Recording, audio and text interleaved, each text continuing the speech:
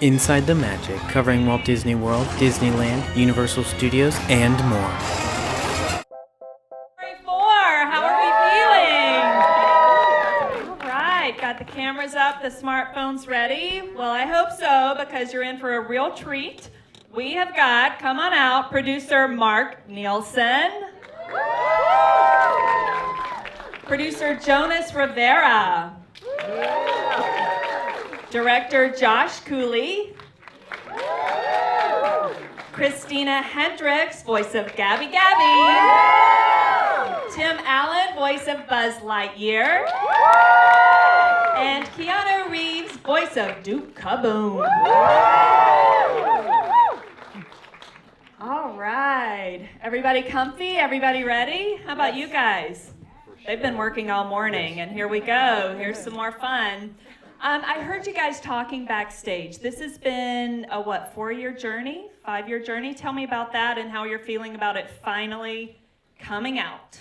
Yeah, it's been 4 or 5 years. We've got a crew back at Pixar that's been working on this, trying to craft it. You know, it's a Toy Story movie. We love this. It's in the DNA of this place. We knew it had to rise to the level of the other ones, and so we just put our kind of blood, sweat, and tears into this, as did the crew of about 250 people back at Pixar. Wow. Christina, Keanu, talk to me about joining this established, beloved family that is Toy Story. Yeah, it was a great honor to be invited. For me, I was really excited. I knew I wasn't going to be able to work with Tim and with Tom, but I knew that working with Pixar and being with these characters and these performers, that I was getting a chance to be a part of something that's legendary. And so I was really excited, and Pixar gave me a great character with Duke Kaboom, and so it was really fun to be a part of this story. And it's good that we wrote Tom out. It's a big surprise, but thank God Woody's finally out of the movie, huh? About time we said sayonara to the cowboy. Tim, he's still in the movie. Right. That's embarrassing. I didn't see the final cut. I just saw the part that I did. So is he still in the movie? We showed Tim. We cut it off about 10 minutes. Oh, wow, that is awkward. That is awkward. I love Hanks. No, this is the best part of this whole thing is the new guys, the new women, the new stories, the new characters. It really is the coolest part of this, to see this whole family rise up, and I said this over and over again. There's a theme park. She's so lovely. I like that. You know, I think when children see this movie, it she comes across as sort of like the villain at first, and then you realize that she's coming from a very loving place, and I think that's important to sort of say, like, maybe you don't like someone at first, but maybe how did they get there and why are they there, and understanding their story. So I think she's very special in that way, and then she sort of gets embraced by the group, and then it's about support, and I honestly thought that it was a joke that they asked me to. I kept thinking there were like 3 other people up for the same thing. Yes. I was super excited. So, awesome. Tim, you have been Santa Claus, you have been the commander in Galaxy's Edge, never give up, never surrender, but for generations of people, you will forever be known as Buzz Lightyear. How, in your mind, has the character grown and evolved? Well, it's funny to watch this whole transition. At one point, Woody, because he's mean, yelled, "You are a toy." And I had to transition from he was always been wonderfully ignorant about who he was, that he was a toy. But his transition has always been, okay, that was a terrible moment for me, let's regroup. And Buzz got to be the same. His core has always been this little authentic kind of soft-hearted, but no heart at all. And you'll see in this movie, it's kind of weird about that when Woody has his inner voice. I think it's the sweetest part of this movie that I don't understand that whole thing. I love this ignorance, or not. It's not ignorance. He's innocent. A better way of saying it. Mm-hmm. And he's just one of his best friends. And you'll see through this thing, that's the journey through this thing, is how cool of friends these guys are. A lot of us thought Toy Story 3 put such a perfect bow on the trilogy. How did you feel about doing 4? I think a lot of people were surprised 4 was going to happen. How did you feel about stepping back into his Space Ranger boots and directing a 4th to what's already a perfect trilogy? Who are you asking, me? Anybody? I thought you directed. Oh man, we had the same questions everybody else has right now, which is, wait, I thought you guys were done. And so, but we had those questions 5 years ago when we started. It was, your question was like the responsibility and tons of responsibility, tons of pressure, a lot of sleepless nights knowing that we're going to attempt this, because we love the end of Toy Story 3 and feel like that's the completion of Woody and Andy's story, but there was more Woody's story to tell us, how we approached it. Well, so this one's not the last one either, is it? Well, we sort of joked that we thought Toy Story 2 was the last one. We finished that one. We thought that one was the end of the story. And how we approached this was, to echo Josh, the end of Andy's story and Woody's story, but Woody is the protagonist. This was the final chapter. And as filmmakers, to be honest, we sort of feel like we feel satisfied that this is where you could end it. Now, there's an implied future to all these films, and we sort of never say never at Pixar. But as storytellers, we're satisfied with this as the closing of the chapter. You don't just need a vacation, a nap, and then you'll come back. And, Who knows what tomorrow? I need both of those. Yes, you need both of those. Okay. We loved Duke Kaboom so much. Everybody was laughing at your character. You were having so much fun with this role. Also, you had a really funny part in Don't Call Me Maybe. Are we going to start seeing more funny roles from Keanu Reeves? I hope so. I mean, yeah, I hope so. But The next John Wick, he does stand-up. And he literally kills the audience. That's what I do. Come up with, silly, that's kind of what I do. Make jokes like that. They're not all winners, people. Did you work together? I mean, solo, or did any of you work together? We had Tom and Annie working together for a lot of their scenes where they're back and forth, and Key and Peele worked together as well. Oh, yeah. Perfect. Those sessions were very hard to sit through. so there's never like Buzz Lightyear and Woody never. You guys never. We didn't get any work done. I pitched I pitched this, and I still say it. I'd love for a benefit for one of the children's hospitals to have all of us do the movie, read it, even all of us just to sit in the room together, all of us read this thing. I think it'd be fabulous to do a cold read on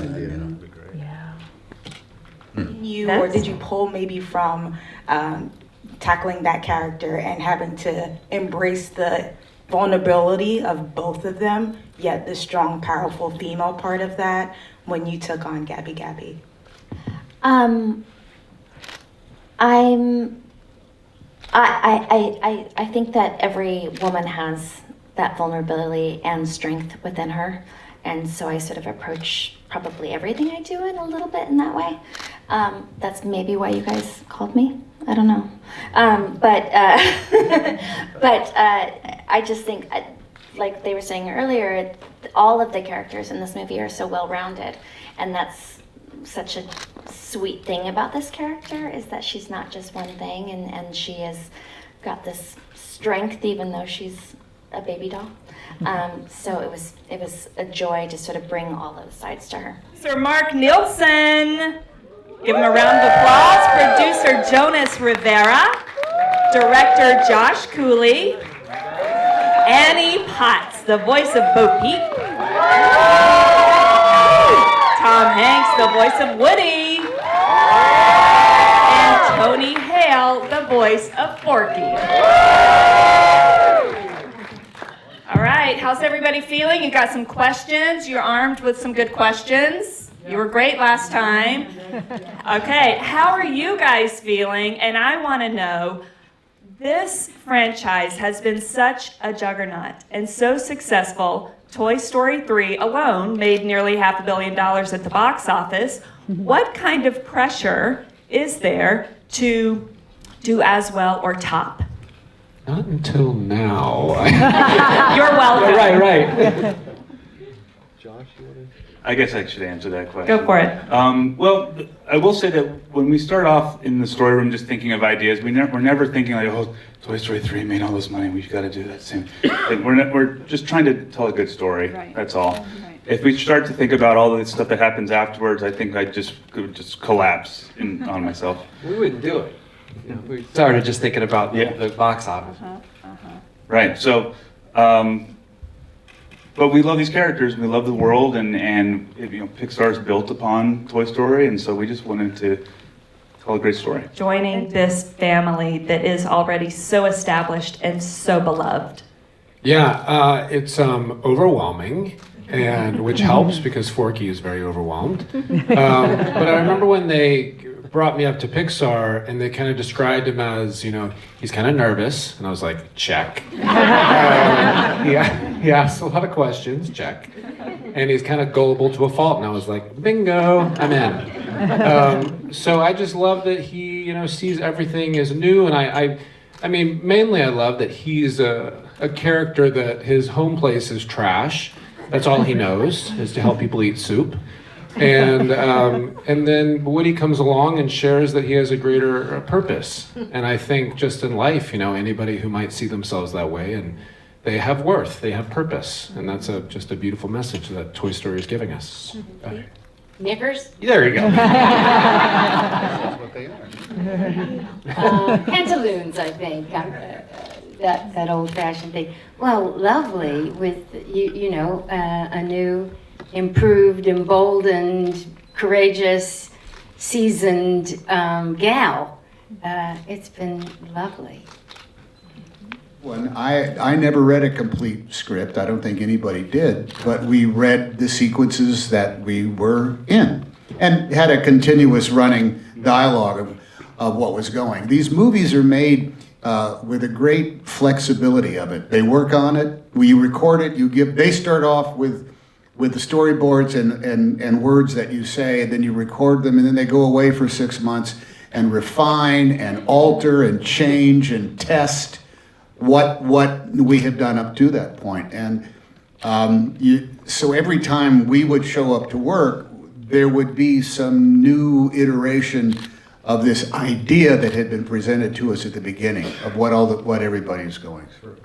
And what was brand new on this one was that Annie and I got to record together at the same time. And that never happens. You're always in a sound stage by yourself, not being able to move off mic. And we got to actually relate with this vast history between the two of us, you'd leave a recording studio session thinking, wow, we took it pretty far there, but every time we showed up for the next one, something was revealed to us in the pages that they had for us. So we always knew what Woody has been the great gift that I've seen play out again and again in my own family as well as sort of around the world, even in the cultures that it's not my voice, in Spanish or Mandarin or what have you. Woody still is this three-dimensional emotional bag that kids carry around with them. What I have truly appreciated is that no matter how old you are now, when you see one of the movies, you're the same age you were when you saw the first one. And there's not a bump, there's not a jolt, there's no nostalgia, nothing ages poorly. It's exactly as it was and sort of always will be. And I think in some ways it's like the definitive Disney enterprise is that there is a cohesiveness and an eternal quality to not just the stories and the characters, but the emotional bonds that we all have with each one of them. And I have always been dazzled when they have come back and said, we're going to try another one. Because the question always is, oh, really? Really? Well, ain't you guys bold? You think you can match that last one we did? Well, good luck. And then they say, as soon as they start talking about Gabby Gabby or Duke Kaboom or the true catalyst of Toy Story 4, so much that it's called Toy Story Forky. Tony Hale is Forky. Because look at that, look what he is. He is a bunch of stuff that has been empowered by the imagination of his creator. And that is the essential, that's what being a toy is. That's the great power of what a toy has. So they did it. These crackpot geniuses up there at Pixar, the 900 or so of them that operate in their darkened rooms and eat takeout food for months at a time. I've been obsessed with Forky since the teaser trailer, and I'm just wondering, last night they were handing out Funko Pops, Forky was the first to go. I haven't gotten one. It's fabulous. Thank you. Wondering what it's like to have a character in a movie that's not even released yet, that is already a favorite of so many people and has already become so iconic. Oh, well, that's really nice to hear. I mean, I mean it when I say that I'm still kind of waking up to this. So even you saying that, I'm like, sorry, say that again. You know, it's hard to even digest because this has been such a iconic franchise that I never thought that I would be a part of something. But to what Woody, I just called him Woody. He's always Woody to me. But to what Tom was saying is there was a simplicity to Forky that I just absolutely fell in love with, and the fact that he's made from pipe cleaners and a spork and little popsicle sticks, and he brings Bonnie so much joy. And he's brought into the world. He doesn't understand the rules of the universe. He's very confused when people drop to the ground, when humans walk in. And he's just kind of always wide-eyed, and he's very present. And I loved the simplicity of it, and it's been a huge honor to voice him. But I will say, we are so grateful to be here and to be these voices, but we are such a small piece of the pie of what is involved in Toy Story. The amount of artistry and creatives and tremendous labor that has gone into this movie outside of us. I mean, the attention needs to be shined on that because they really have worked so hard, and it's just, the movie is eye candy. It's just such a visual masterpiece. It really is. When you walk into Toy Story Land, Woody is right there and right front and center. Everyone who walks in, that's the first thing they see. What was it like for you the first time you walked into Toy Story Land? It's not just because we have made these movies for the last 25 years, but I think that we all sort of know how commerce works right now. And there is this protocol that says you have a movie coming out, so therefore you build a land or you put a game on it, and whether the movie is decent or not, you have to put up, you can't escape it no matter how much you want it, But there has been this interesting thing about Toy Story, is that it exists sort of by audience demand, by way of audience need. If the second movie hadn't worked out or it had petered out somehow, I think we would have lost the confidence of everybody who has watched it. So all of these movies exist because they were willed into existence by the audience who was willing to invest it and return right where they were, and by the people at Pixar who did not take their responsibilities lightly when it comes down to Toy Story. They have to be able to reach a level of gravitas or import or connection. And that land over there is the example of it as well. I mean, they could have banged one of those things out pretty quickly, and it would still be up. But this is now a thing because they're not just iconographic images, they're actually emotional beats that people carry with them. And it's only because these movies have been so important. We're on our 5th or 6th generation now. How long does your generation last? 3.5 years? I don't know. But when the next one comes into consciousness, there's now, it's almost as though they were just now going to build a 20,000 Leagues Under the Sea or something like that, because you could view it as being late, but because it has garnered this kind of like attention and the attention of you all, that it's kind of like fitting and proper that it exists now. It also makes so much sense to me that Woody is in front at the park, because he your voice, he is so welcoming and so, like he's the father that you just guiding you through life, and there's just such a warmth that Tom has created in these creators. He's the guy. I think I have said these 3 words more on the Toy Story movies than I've said anywhere else in my life, and it has always been, "Come on, guys!" I've said, "Come on, guys," 8 billion times in some iteration of all the Toy Story stuff. Struck me. So I was in a boat going down a remote area of the Amazon, and there was a little boy, local boy, playing on the banks of the river, and he had on a t-shirt that said Toy Story with Woody on the front. This is on the Amazon. And I thought, man, this thing is so much bigger than any of us could ever have imagined, and has gone so far. That's all I have. And then he yelled, "Why weren't you in Toy Story 3?" Yeah.